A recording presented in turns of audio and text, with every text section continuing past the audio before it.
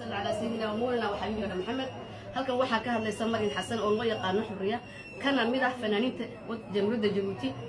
waxaan ka hadlayaa wax itaabtay bay soo kiciyay anuu ma soo fadhiisan Facebook laakiin waxay soo kiciyay baa jira waxa weeyaan fanaaniinta reer soo kacaysan la hadlayaa waxa la hooyo fanka sida looma soo galo waxaad leedahay oo qurux badan baa lagu soo galaa xaqanaaska lama qaato haddii si aad qaadato sidoo ahaa loo sheegaa iyaga ka timiday qofkii lahaa sidoo ahaana waa loogu heesaa waxa dhacday hees anu aan ku heesay 29kii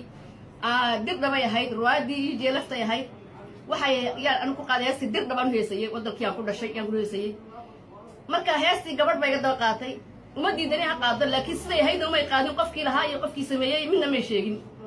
dad kale ku sheegeen waxa heesta sameeyay oo midhaheega yareeyay lahaa Umar Macalin Nuur bala Allah yarxamo leexinka iyo muusigana waxa lahaa Umar aan dugsiya lahaa heestan ana ku heesay waxayna ahayd adiguba markuu doog helo ileen u durduriya ilayn u durduriya dagaalkay ku noolay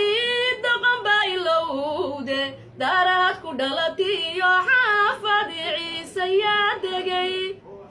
halkuu arka doobsha dacaw yari kaciyaya degmada ku dhaatiyo xundurtii dalkayga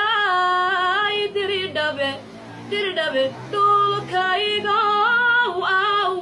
aaway danabyadaadii heestu sidaa bay ahayd saabaan loo qaadatiyo muusigayga wata anaana ku heesayay Umar Macalin baan lahaa marka fanaaniinta waxaan u sheegayaa heesaha xaqnaas markaad qaadatiin siday ahayd ugu heesa cidii lahaydna sheega laydinma diidana oo maxaad u qaatay laydinma laakiin hagaajiya waxaad leedahay waa ka sii fiican oo ku soo baxdo. Assalaamu calaykum wa rahmatullahi wa barakaatuh.